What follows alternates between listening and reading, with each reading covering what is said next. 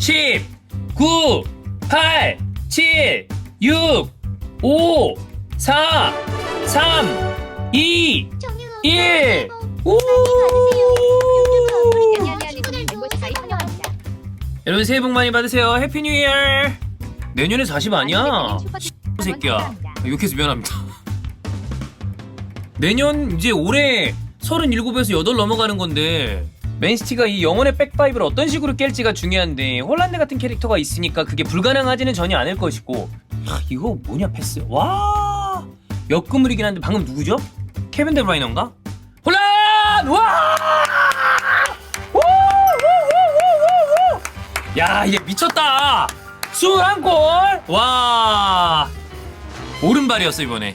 물론 아직 영국은 잉글랜드는 2023년이 아니겠지만 우리 기준으로는 새해 첫 번째 득점을 홀란드의 저 센터백이랑 계속 움직임을 보면 저 방금도 순간적으로 딱 떼놓고 들어와서 빈 공간으로 움직이는 거 이쪽 뒤로 빠져서 바로 오른발. 그러니까 저런 게 공격수가 그 천성적으로 타고나야 되는 움직임들을 홀란드가 막 보여주잖아. 포메이션이라는 게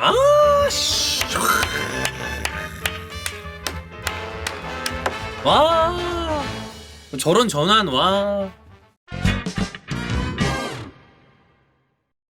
우리나라 기준 2023년의 새해입니다. 여러분 새해 복 많이 받으시고요. 하는 일 하시는 일 다 잘 되시길 바라겠습니다. 자, 새해 우리 기준 새해 아직 잉글랜드는 2023년이 아니에요. 우리 기준 새해 첫 번째 경기는 맨체스터 시티 그리고 에버튼의 경기입니다. 전반전이 마무리가 됐고요. 스코어 1대0. 홀란드 이하씨 또 골 넣었습니다. 21골째고요. 오늘은 특히나 좀 이따 얘기를 하겠지만 약간 전의에 불타고 있는 상황에 홀란드가 골에 대한 집념이 굉장히 강한 상태일 것이라 보입니다. 오늘 맨시티는 뭐 변형 백스 형태죠. 3위. 예. 아케, 아칸지, 존 스톤스 그 위쪽에 로드리 그 다음에 케빈 더브라이너가 왔다 갔다 하고 있고요. 리코 루이스가 가운데로 들어오면 케빈 더브라이너가 또 우측으로 찢기도 하고 그 다음에 그릴리쉬와 베르나르도 실바가 좌측면에 배치가 돼 있고 역시 우측에는 마레즈가 한 명 더 있죠. 그리고 전방에는 엘링 홀란드가 있습니다. 에버튼은 지난 경기 또 울버햄튼에게 마지막에 좀 얼척없는 플레이를 하다가 실점을 하면서 역전패를 했잖아요. 분위기가 좋지 않아요. 오늘은 영혼의 백파이브 에티하드 스타디움 원정이기 때문에 어떻게든 실점을 하지 않으려고 플레이를 했지만 홀란드에게 실점을 하고 말았습니다. 고드프리 이 선수는 뭐 에버튼 팬들도 어느 정도 또 말씀을 하시더라고. 이 선수 좀 그러니까 이 선수는 터프와 더티 그 어딘가에 플레이가 있다라고 하면 스펙트럼으로 따졌을 때 가운데에서 더티 쪽에 가까운 플레이를 사실 자주 하는 선수인 건 우리가 다 알고 있잖아. 근데 뭐 오늘 플레이가 뭐 어땠다 저랬다 이런 얘기를 하려고 그러는 게 아니라 초반에 홀란드랑 경기 시작하자마자 한번 빡 부딪힌 게 있었어요. 밟아서 막 이것도 신발도 벗겨지고 홀란드가 그래서 약간 좀 전의에 불타오른 상황에 득점을 기가 막히게 했죠. 그 득점 장면 직전에 마레즈가 벗겨내는 어시스트 장면도 대단했는데 홀란드가 수비를 벗겨내기 위해서 오프더볼 움직임을 만들어내는 것도 예술이었습니다. 그렇게 골을 넣고 난 다음에 고드프리를 향해서 계속해서 소리를 지르는 모습이 있었거든요. 고드프리였나 타르코스키였나 하여튼 이 수비진 아마 고드프리였던 걸로 기억을 해요. 그러니까 봐라 내가 이겼다 그런 상태인데 그 이후에 지속적으로 홀란드가 지금 되게 약간 흥분돼 있는 상태인 것 같아. 그래서 이거는 제가 아까 라이브 중에는 펩이 약간은 가라앉혀 줄 필요가 있다. 왜냐하면 이런 상태로 굳이 이제 뭐 경고도 하나 받았거든. 태클 좀 위험하게 들어갔어요.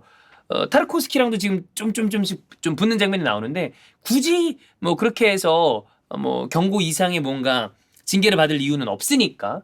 어쨌든 홀란드는 오늘도 어마어마하게 멋진 그리고 위력적인 파괴적인 플레이를 보여주고 있고 이 리코 루이스라는 선수가 맨체스터 시티 팬분들이 굉장히 또 기대하고 있는 선수라고 들었습니다.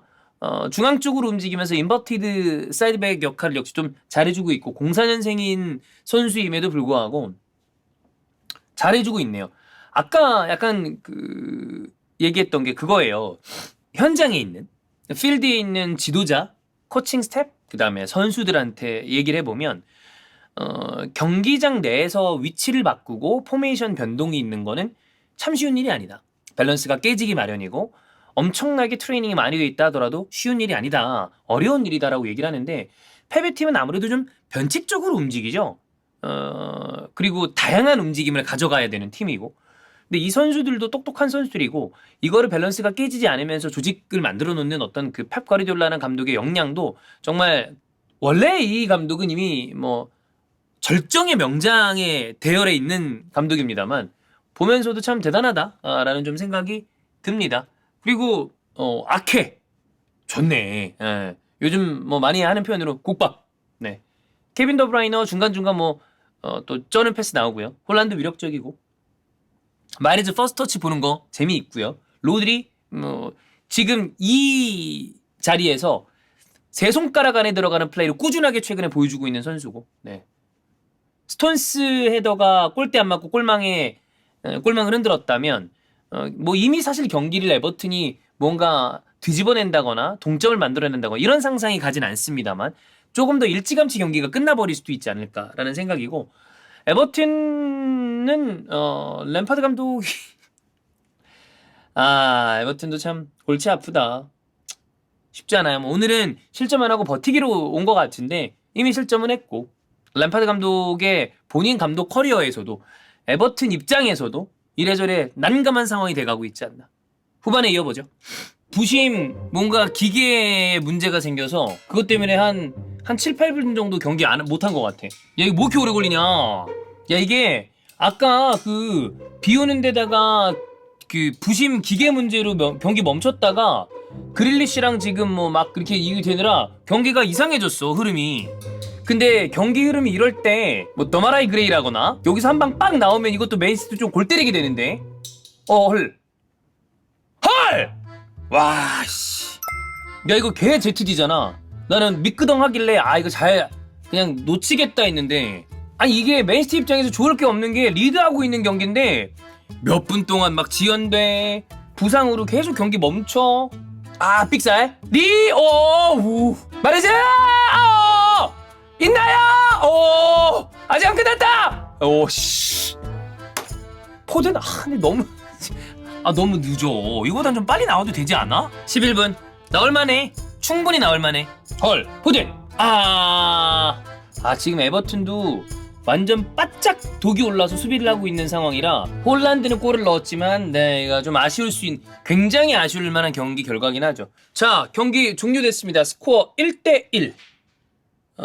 후반에 더마라이 그레이의 득점이 터지면서 승점 1점씩만을 나눠 갖게 됐고 맨시티 입장에서는 드롭이죠. 좀 아쉬울 수밖에 없는 경기 결과가 됐습니다. 변수가 좀 많이 있었어요. 지금 맨체스터 시티가 승점을 드롭한 이유를 크게 본다면 두 가지 파트로 나눌 수 있을 것 같은데 본인들이 통제하기 어려웠던 변수 그리고 아쉬운 조금은 더 적극적이었어야 되는 게 아닌가라는 자체적인 어떤 아쉬움 두 가지로 나눠볼 수 있을 것 같은데 그 앞에 본인들이 통제하기에는 어려웠던 변수는 두 가지 정도가 생각이 나거든요. 첫 번째 이 부심의 기계 문제 때문에 경기 흐름이 8분 정도가 끊겼습니다. 무난하게 맨시티가 경기를 압도하고 있는 흐름으로 가고 있었는데 그렇게 경기가 뚝 끊겨버리면 근데 이제 한동안 멈춰져 있는 상황에서 경기가 흐름이 끊어졌다가 다시 재개된 이후에도 지속적으로 크고 작은 부상, 충돌 이슈 때문에 덜커덕 이렇게 거렸어. 근데 그렇게 되면 맨시티가 좋을 이유가 없죠. 에버튼 입장에서는 오히려 계속해서 시간을 벌게 된 거니까 계속해서 수비에 내려앉아서 공격을 막아내고만 있었던 팀 입장에선 오히려 분위기를 좀 바꿀 수 있는 상황이 됐는데다가 비가 경기 뒤로 갈수록 계속 많이 왔어요. 필드의 사정이 안 좋고 기상 조건이 안 좋으면 모든 팀들이 하향 평준화됩니다. 잔디의 상태가 안 좋으면 패스를 예쁘게 썰어가는 팀들이 더 불리한 것처럼 이렇게 되면 에버튼한테도 똑같은 비가 내린 거기 때문에 뭐 에버튼이 유리하다 이런 얘기를 하는 게 아니라 맨체스터 시티 입장에서는 본인들이 통제할 수 없는 갑작스러운 무슨 뭐 기계 이슈 막 그 충돌과 부상 그 다음에 기상 조건 악화까지 겹치다 보니까 경기가 꼬였어. 그게 아니었다면 무난하게 흐름을 가져가다가 추가골을 넣고 이길 수 있는 그림이 나왔을 수도 있다. 축구에 만약이 없기 때문에 무의미한 얘기긴 합니다만 그랬을 가능성도 있다. 근데 그런 부분들이 전체적으로 맨시티한테는 좀 안 좋게 적용이 됐고요. 거기에 플러스 하나 더. 이거는 아쉬운 부분인데 뭐 결과적으로는 추가 시간이 11분이나 주어졌기 때문에 교체 카드가 들어간 타이밍이 아주 늦었다고 보기는 어려워요. 포든이 들어간 타이밍이 지금 뭐 80, 한 4, 5분 됐나요? 근데 11분 뭐 빼면 그럼 70분대 초중반 정도에 들어갔다고 보면 될 것 같은데 글쎄요. 좀 더 빠르게 교체 카드를 써봤다거나 물론 교체로 나온 필포든이나 훌리안 알바레즈나 균도안이 뭘 할 수 있는 상황이 아니긴 했어. 근데 이들의 활약 부분, 시간 부분 이런 부분에 대한 좀 이 아쉬움이 좀 있지 않았나. 그리고 그 와중에 에버튼은 이제 될 것 같으니까 남은 시간 동안에 진짜 많이 뛰고 집중력을 올리고 그 다음에 아주 터프한 수비를 하면서 지속적으로 맨체스터 시티를 어렵게 만들었고 이러니까 맨시티는 아까 얘기했던 것처럼 약간의 불운 그 다음에 좀 아쉬운 뭔가 교체 카드의 선택 뭐 이런 부분이 여러 가지가 엮여서 승점을 드롭하게 됐다고 보는 게 맞을 것 같습니다. 그러니까 이게 전형적으로 안 풀리는 날의 어떤 예시가 아닌가. 그러니까 아까 얘기했던 것처럼 남은 시간이 꽤 많았기 때문에 자 80 여기 지금 요거 기준으로 찍혀 있는 게 교체된 타이밍이 86분인가로 나오거든요. 그러면 4분 추가로 뛰었고 90분 기준으로 그 다음에 추가 시간 11분 하면 한 15분 뛴 거 아니야. 그러면 이거 75분에 교체했다고 보면 되는데 요즘 트렌드로 본다면 교체가 뭐 펩 자체가 교체 카드를 되게 적극적으로 많이 활용하는 스타일이 아니다 보니까 이런 것도 아쉬움은 남는다. 결과론적인 얘기죠. 그래서 맨시티는 홀란드가 득점 어떤 행진을 이어간 거는 굉장히 뭐 좋은 흐름인데 이 경기에서 승점을 3점을 가져오지 못한 거는 좀 아쉬울 수밖에 없는 홈에서니까 특히나 에버튼이 최근에 안 좋은 걸 감안하면 더더욱 그렇고요. 에버튼은 참 특이하죠. 그렇게 바보 같은 경기를 한 다음에 울버햄튼에게 승점을 완전히 빼앗기고 말았는데 또 에티하드 스타디움 원정에서 승점 1점을 따가는 그런 그림이 나오게 됐습니다. 근데 아까 제가 이제 라이브 때 얘기를 했는데 지금 프리미어리그는 여러분 월드컵 때문에 시즌이 브레이크 됐다 다시 들어가서 그렇지 아직 반환점도 돌지 않았습니다. 경기 수가 아직 제법 많이 남았어요. 그렇기 때문에 여전히 순위표는 크게 변동될 가능성이 크다. 오늘 뉴캐슬이 홈에서 세인트 제임스 파크에서 리즈에게 승점을 드롭했습니다. 그렇기 때문에 맨유 입장에서는 기분 좋은 그림이 만들어졌고요.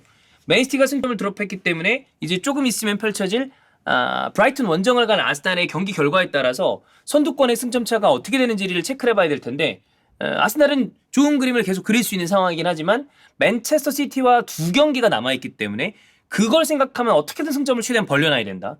맨시티는 부지런하게 가야 되는 거고 저는 여전히 4위 싸움은 모른다고 생각해요. 뉴캐슬도 오늘 경기 비겼기 때문에 계속 열려있다. 저는 아스날 맨시티는 지금 기세라면 챔스 티켓을 따는 데까지는 문제가 없어 보여요. 두 장에 대해서 뉴캐슬, 맨유, 토트넘, 리버풀 그리고 지금은 약간 처져 있지만 올라올 가능성이 역시 높은 첼시 이런 팀들이 계속 경쟁을 할 거기 때문에 프리미어리그 어떤 챔스 티켓 그리고 뭐 우승권 요 경쟁은 아직 많이 열려있다. 16경기 정도씩밖에 안 했기 때문에 22경기가 남았습니다. 네. 어쨌든 맨시티 오늘 승점 드롭은 맨시 팬들 입장에서 굉장히 좀 씁쓸한 이런 그림이 아닌가. 좀 불운한 부분이 있었다고 봅니다. 네. 여기까지 하죠.